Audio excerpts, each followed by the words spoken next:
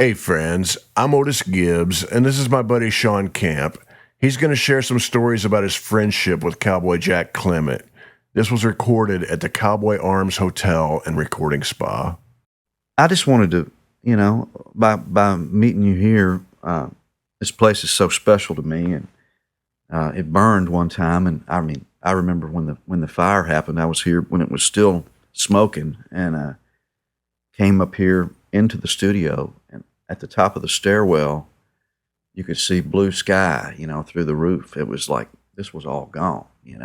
So it's all been redone, but it's really the basic footprint that it was before, and it's a great studio now, and it may even be better than it was. It certainly feels great now, and he's still here in a lot of ways. But one of the reasons I wanted to be in this room was just to remember some memories of things we've done in this room, and I remember being right here when Porter and Dolly got together for the first time in 35 years since the breakup.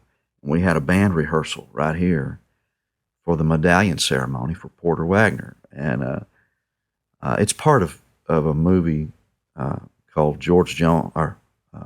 Shakespeare was a big George Jones fan, the Cowboy Jack movie.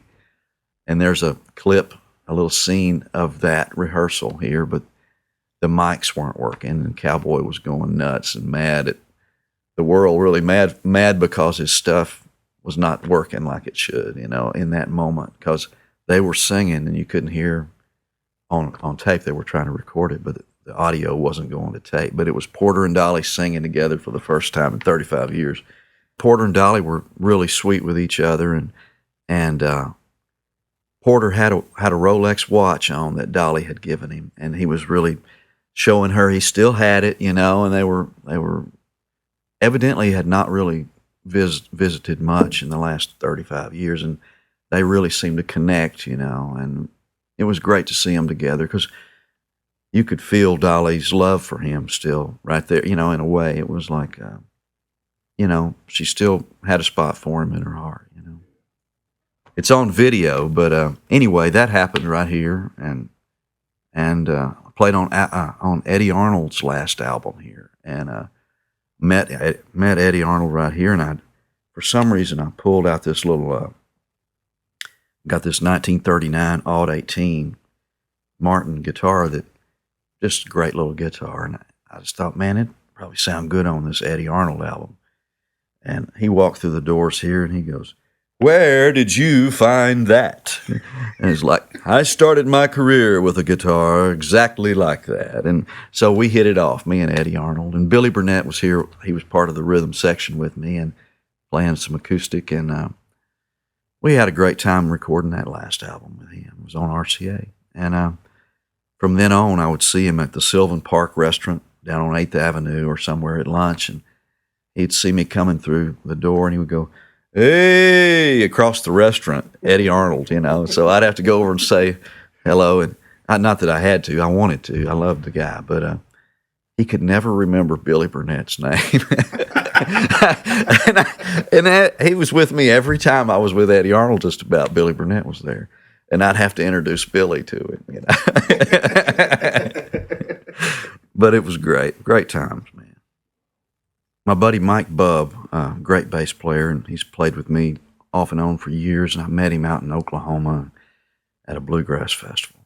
And we hit it off, and he was in a band called the Weary Hearts, and they had a 2-week tour, and I was their fiddle player, just a guest fiddler. And at the end of their tour, the Spigma Bluegrass band competition was coming up, SPBGMA or whatever it is, and Society for the Preservation of Bluegrass Music in America, band competition. So they had that lined up, and I played fiddle with them on that, and we won the band competition. But at the end of that, they had this recording session booked here in this room, with Tim O'Brien producing the record, and the Weary Hearts were going to make an album with them. Well, they wanted me on the record on a couple of songs, but they already had Stuart Duncan booked for the album to make the record, but they let me play on a little bit of their record, you know. And so when my little part was done, I went downstairs here and smelled some funny smells coming out of the back room, the bedroom over here, and guitars playing, and I heard the guys playing in there. I kind of cracked the door and said, "What is that funny smell coming from in here?" And this really gruff voice said, "Either come in here and help us with that, or get the fuck out," he said. And I walked in, and we sat down and started picking, had a little jam session. And it turned out to be Fergie, Dave Ferguson, and cousin Bob Clement sitting down there on Cowboy's bed in his bedroom. And we're at Cowboy Jack's Cowboy Arms Hotel and Recording Spa. So anyway, I sat down there and started picking with him, and we hit it off and became really good buddies. And I hung around for about 2 solid years, you know, before I left. So, and somewhere within that day or two, I met Cowboy Jack, and his door was always open to people, just kind of like it seems to be still today here. And now cousin Bob Clement owns the place and runs it, and I've got a lot of memories in this place for sure, you know. I eventually played with Cowboy Jack and Billy Burnett. We had kind of a little trio there for a while that it was Cowboys Ragtime Band, but we had Kenny Malone and Dave Rowe playing bass with us, and it was a, you know, really great time just to come over here every day and sit down with Cowboy at 9 in the morning or whatever he wanted us here, and sit around his desk and start rehearsing, you know. And he was an old Marine. He had lists. He was a list-making man. And so he always had the ability to pull people together, and usually a lot of weirdos, but a lot of amazing artists and you know, musical wild men, you know. So it was fun to be here with them all.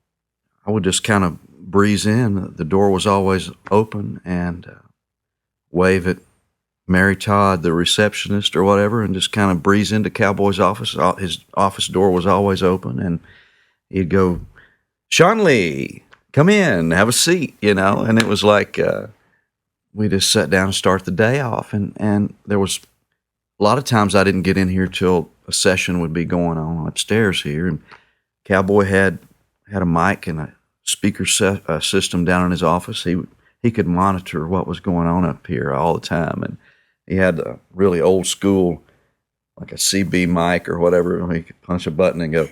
He would just, like, there was a guy up here named Brooks that was his engineer for a long time, and he'd hit in the middle of a session, he would go, "Brooks!" He would yell out at Brooks on the mic, and it would like come through the playback speakers up here, you know. So it would stop you know, "Get this done, do this," and he would get a little. He was producing from down there, you know, but, you know, just tuning in. But he was a character. If he really liked what was going on, if in the playback, or if you brought a mix down for him to hear and he liked it, he'd jump up and start gliding across the floor, dancing, you know, with a drink on his head. And he was a dance instructor for the Arthur Murray School of Dance, and he still had his business card with a phone number from Memphis on it, you know. He would hand out to special folks, you know. And even though the number was long gone, but it was still his dance instructor card, you know. And if you brought a pretty girl in, oh man, he would latch onto her and just dance around the house with her, you know. He was a great guy. That's beautiful. Do you have one of those cards? I do, you know. Yeah, I wouldn't take nothing for it. Well, you know, Towns Van Zandt would be here, but I never really met him that I recall in this building. I knew he was here and he would come through, but I wasn't aware of really who he was at that point. You know, I was just in my own little world, you know, and everybody in here was pretty wild and different, and you never knew who was coming or going, really, you know. Walter Forbes would be here a lot of times from Chattanooga. He was a folk banjo player, a good friend of mine. And C.J. Flanagan was here taking pictures, little skinny lady, you know, with a black photography vest and a Greek fisherman's cap, and she was always bouncing in, getting pictures with people, and you always, you know, you wonder if she had film in the camera. It was just like wide open, you know. And Dave Ferguson was imitating Johnny Cash, and Chance Martin was here, who was also AKA Alamo Jones on the Outlaw Music Channel, and he was Cowboy's DJ sidekick on the radio show.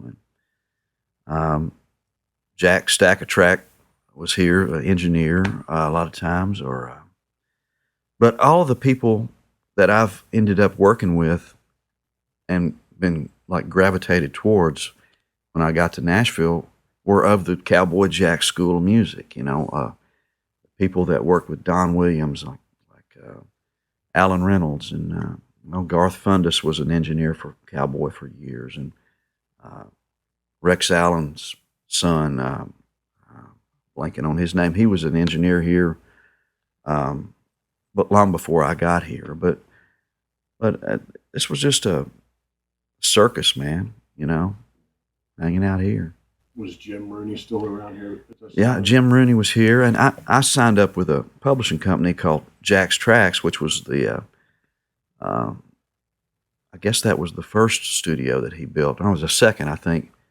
First was Sound Emporium that Jack Clement built, which is just down the street here at Belmont, and then Jack's Tracks is 1308, I think it is, 16th Avenue, and now Garth Brooks owns the place. That's where Garth cut all of his records. But they had a publishing company called Forerunner Music, and that's where I signed up over there.